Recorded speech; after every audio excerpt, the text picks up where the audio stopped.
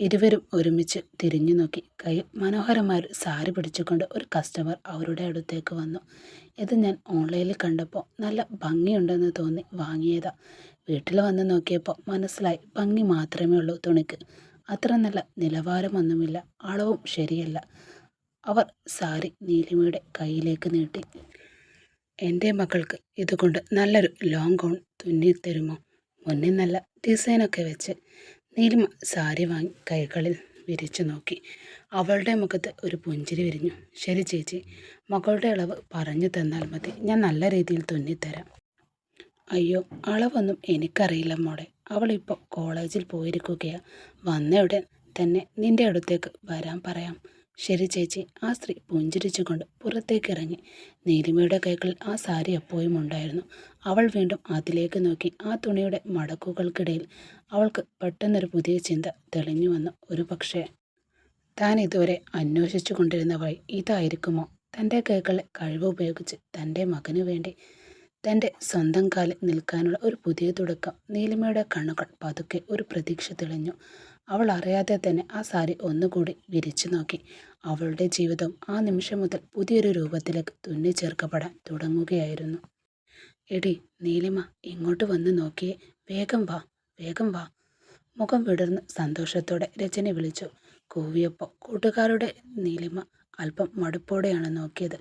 ഇന്നേക്ക് 10 ദിവസമായി കഴിഞ്ഞു. അന്ന് നീലിമ പറഞ്ഞതുപോലെ സോഷ്യൽ മീഡിയയിൽ സ്വന്തം ബോട്ടിക്കടയുടെ പേര് ഒരു അക്കൗണ്ട് തുടങ്ങി. അവർ ദിവസവും മുടങ്ങാതെ കൃത്യസമയത്ത് വീഡിയോകൾ പങ്കുവെക്കാറുണ്ടായിരുന്നു. ഓരോ ദിവസം വ്യത്യസ്തമായ ആശയങ്ങൾ. നാളെ പോസ്റ്റ് ചെയ്യേണ്ട വീഡിയോ ഇന്ന് തന്നെ ഷൂട്ട് ചെയ്ത് എഡിറ്റിങ്ങും പൂർത്തിയാക്കി വെക്കുക രചനയുടെ പതിവായിരുന്നു. തുടക്കത്തിൽ അപ്ലോഡ് ചെയ്ത വീഡിയോകൾക്കൊന്നും പ്രതീക്ഷിച്ചത്ര വരവേൽപ്പ് ലഭിക്കാഞ്ഞപ്പോൾ രണ്ടുപേരുടെയും മനസ്സ് മടുത്തു. എങ്കിലും തങ്ങളുടെ ശ്രമം ഉപേക്ഷിക്കേണ്ടെന്ന് കരുതി ഒറ്റക്കരുത്തിൽ അവർ ദിവസേന വീഡിയോകൾ പങ്കുവെച്ചുകൊണ്ടേയിരുന്നു. ആദ്യ ദിവസങ്ങളിലെത്തിപ്പോയില്ല. ഇപ്പോൾ വീഡിയോകൾ 200, 300 എന്നല്ല, ആയിരക്കണക്കിന് കാഴ്ചക്കാരുണ്ട്. എന്നിട്ടും അവർ കാത്തിരുന്നത് പോലെ ഓർഡർ പോലും ഇതുവരെ അവരെ തേടിയെത്തിയില്ല. എന്താടി, അതുതന്നെയാണോ? നീലിമ അല്പം സങ്കടത്തോടെ ചോദിച്ചു. അതേടി, പക്ഷെ ചെറിയൊരു മാറ്റമുണ്ട്. നമ്മൾ പോസ്റ്റ് ചെയ്ത വീഡിയോ കണ്ട് ആരോ ഒരാൾ കമൻറ്റ് ചെയ്തിട്ടുണ്ട്. അതുകൊണ്ട് എന്ത് പ്രയോജനം? ഇനി അങ്ങോട്ട് വീഡിയോകൾ ചെയ്യാൻ പോയിട്ട് നമ്മുടെ കയ്യിൽ പുതിയ വസ്ത്രങ്ങൾ പോലുമില്ല. ഇത്രയും നാൾ കസ്റ്റമേഴ്സ് തന്ന വസ്ത്രങ്ങളാണ് നമ്മൾ ഡിസൈൻ ചെയ്ത് വീഡിയോ ആയി എടുത്തത്. ഇനി ആരെങ്കിലും തന്നാൽ മാത്രമേ അടുത്ത വീഡിയോ ചെയ്യാൻ പറ്റൂ. നീലിമ അല്പം ചിന്താകുലരായി തുടർന്നു. അതല്ലെങ്കിൽ രചന, നമുക്കൊരു കാര്യം ചെയ്താലോ? സ്വന്തമായി നല്ല തുണികൾ വാങ്ങി നമ്മൾ തന്നെ പുതിയ ഡിസൈനുകൾ തുന്നിയെടുക്കുക. അതിനൊരു വീഡിയോ ആക്കി അപ്ലോഡ് ചെയ്യാം. നമ്മുടെ കയ്യിലുള്ള കളക്ഷനുകളുടെ ഒരു കാറ്റലോഗ് പോലെ അത് മാറും. നാളെ കസ്റ്റമേഴ്സ് വരുമ്പോൾ അവർക്ക് കാണിച്ചു കൊടുക്കാനും അത് ഉപകരിക്കും. രചനയുടെ ഉള്ളം അഭിമാനത്താൽ നിറഞ്ഞു. നിന്റെ ഈ പാഷനും കാര്യങ്ങളും ഇത്ര കൃത്യമായി പ്ലാൻ ചെയ്യാനുള്ള കഴിവുണ്ടല്ലോ, അത് സൂപ്പറാണ് നീലിമ. അവളുടെ സ്ഥാനത്ത് വേറെ ആരെങ്കിലും ആയിരുന്നെങ്കിൽ വിധിക്ക് മുന്നിൽ തലം കുനിക്കുകയോ അല്ലെങ്കിൽ സ്വന്തം വീട്ടിൽ അടിമയെ പോലെ കഴിഞ്ഞുകൂടുകയോ ചെയ്തേനെ. അതിലും കഷ്ടമായി ചിലർ തെറ്റായ തീരുമാനത്തിലേക്ക് വീണു പോയേക്കാം. എന്നാൽ നീലിമയെ പോലെ ചില സ്ത്രീകൾ മാത്രമാണ് പ്രയാസങ്ങളെ ധൈര്യത്തോടെ നേരിട്ട് ജീവിതത്തിൽ മുന്നേറാനുള്ള പുതിയ പാതകൾ വെട്ടിത്തെളിക്കുന്നത്. പെട്ടെന്നാണ് ഫോൺ ശബ്ദിച്ചത്. രജനി പെട്ടെന്ന് ഫോൺ നീലിമയുടെ കയ്യിലേക്ക് കൊടുത്തു. രജനി, ആരാണെന്ന് നീ തന്നെ ചോദിക്കടി. ആദ്യം ഒരു അജ്ഞാത ഫോൺ കോൾ കൈകാര്യം ചെയ്യുന്നതിൻ്റെ പരിഭ്രമത്തിൽ നീലിമ കൂട്ടുകാരിയെ നോക്കി. എനിക്കറിയില്ല കേട്ടോ, ഈ ആശയമൊക്കെ നിൻ്റേതല്ലേ, നീ സംസാരിച്ചാലേ ശരിയാകൂ. ഞാൻ സഹായിക്കാം, പക്ഷെ സംസാരിക്കാൻ എന്നെ കിട്ടില്ല, രജനി തറപ്പിച്ചു പറഞ്ഞു. നീലിമ അവളെ തുറിച്ചു നോക്കിയപ്പോഴേക്കും ഫോൺ റിങ് ചെയ്യുന്നത് നിന്നിരുന്നു. നീലിമയുടെ വാടിയ മുഖം കണ്ട് രജനി ശാന്തമായി പറഞ്ഞു. നോക്ക് നീലിമ, നീ മെല്ലെ മെല്ലെ സ്വയം മാറണം.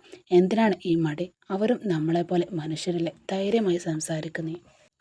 അപ്പോഴേക്കും വീണ്ടും ഫോൺ റിങ് ചെയ്തു. മറുതലക്കൽ കട്ടികൂടിയ ഒരു ആൺശബ്ദം കേട്ടു. അതെ സർ, പറയൂ.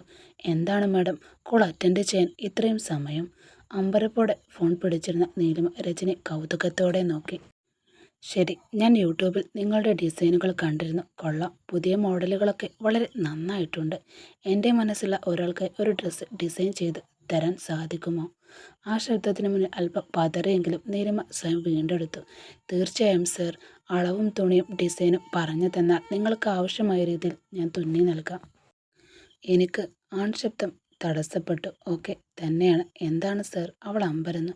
ഏയ് ഒന്നുമില്ല.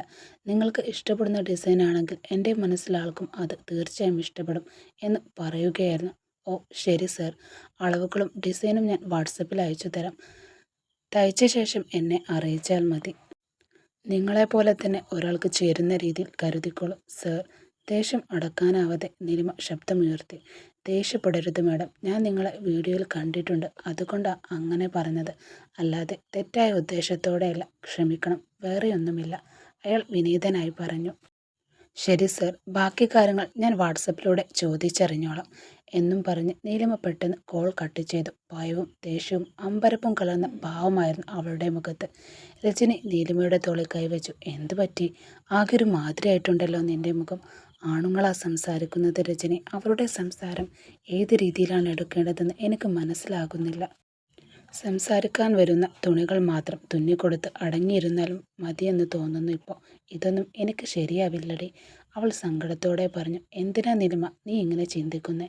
രജനി അവളെ ആശ്വസിപ്പിച്ചു. നാളെ നമ്മളൊരു വലിയ ഷോപ്പ് തുടങ്ങുമ്പോൾ അവിടെ പുരുഷന്മാർ വരില്ലേ? അവർ തങ്ങളുടെ ഭാര്യമാർക്കോ കാമുകിമാർക്കോ നൽകാൻ വസ്ത്രങ്ങൾ വാങ്ങില്ലേ? എല്ലാവരും ഒരുപോലെയല്ല നീലിമ. ഭാര്യയെ ആത്മാർത്ഥമായി സ്നേഹിക്കുന്ന പുരുഷന്മാരും ഈ ലോകത്തുണ്ട്. രജനി സംസാരിച്ചു കൊണ്ടിരിക്കെ നീലിമയുടെ ഫോൺ ഒരു സന്ദേശം വന്നു. നോക്കിയപ്പോൾ അവർ രണ്ടുപേരും അമ്പരന്ന് പോയി.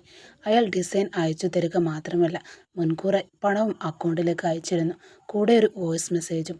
ഡിസൈൻ റെഡിയായാൽ പറയൂ, ബാക്കി തുകയും ഞാൻ അയച്ചു തരാം.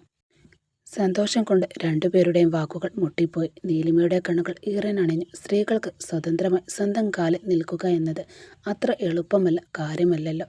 സ്വപ്നങ്ങളിലേക്ക് ഒരു പടി കൂടി അടുത്തതിൻ്റെ നിറവിലായിരുന്നു അവർ. ഒരുമാതിരി നോക്കുന്നു. എനിക്ക് കണ്ട് സഹിക്കാൻ പറ്റുന്നില്ല. വന്നപാടെ ദേഷ്യത്തിൽ അലറിക്കൊണ്ട് രേവതി മുറിക്കുള്ളിലേക്ക് കയറി വാതിലടച്ചു. പോകുന്ന അവളെ നോക്കിക്കൊണ്ട് അജയൻ നിരാശയോടെ വിരക്തിയോടെയും ഒന്ന് പുഞ്ചിരിച്ചു. കുറച്ച് സമയത്തിന് ശേഷം ഒരു ചുരിദാറൊക്കെ ധരിച്ച് മനോഹരിയായി ഒരുങ്ങി പുറത്തേക്ക് വന്ന അവളെ അവൻ ചോദ്യഭാവത്തിൽ നോക്കി. എന്നാൽ അവളാണെങ്കിൽ അവനെ കണ്ടതായി പോലും ഭാവിക്കാതെ പുറത്തേക്ക് പോകാനൊരുങ്ങി. രേവതി നിൽക്കവിടെ. ഇറങ്ങിപ്പോകുമ്പോൾ തന്നെ അപശകുനം പോലെ വിളിക്കാതെ നീ. ഇപ്പോൾ നിങ്ങൾക്ക് എന്താ വേണ്ടത് അജയ്? അവൾ കടുത്ത അസ്വസ്ഥതയോട് ചോദിച്ചു. ഇവിടെ ഞാൻ ആളായിട്ട് നിൽക്കുന്നത് കണ്ടില്ലേ നീ? എവിടെയാ പോകുന്നത് എന്ന് എന്നോട് പറഞ്ഞിട്ട് പോയിക്കൂടെ നിനക്ക്? ഞാൻ എവിടെ പോയാലും നിങ്ങളോട് പറഞ്ഞിട്ട് പോകണമെന്നൊന്നും നിയമമില്ല. അതെ, എന്നോട് പറഞ്ഞിട്ട് തന്നെ പോകണം. അതും ഈ നേരത്ത് പുറത്തു പോകേണ്ട എന്താവശ്യമാണ് നിനക്കുള്ളത്? അവൻ ശബ്ദമുയർത്തിക്കൊണ്ട് ചോദിച്ചു. ആദ്യം ഈ രീതിയിലുള്ള സംസാരം ഒന്ന് നിർത്താച്ചേ. എവിടെ പോകണം എന്നത് എൻ്റെ വ്യക്തിപരമായ സ്വാതന്ത്ര്യമാണ്. അതിൽ നിങ്ങൾ ഇടപെടേണ്ടതില്ല. പിന്നെ ഞാൻ തിരിച്ചെത്താൻ വൈകും. എൻ്റെ ഫ്രണ്ട് സച്ചു ഡിന്നറിന് എന്നെ ക്ഷണിച്ചിട്ടുണ്ട്. ഞാൻ അവിടേക്ക് കഴിച്ചു വരും. നിങ്ങൾക്ക് വേണ്ട ഡിന്നർ എന്താണെന്ന് വെച്ചാൽ ഓർഡർ ചെയ്ത് കഴിച്ചോളൂ. അതും പറഞ്ഞവൾ അവനെ വെറുപ്പോടെ ഒന്ന് നോക്കിയ ശേഷം പുറത്തേക്ക് നടന്നു.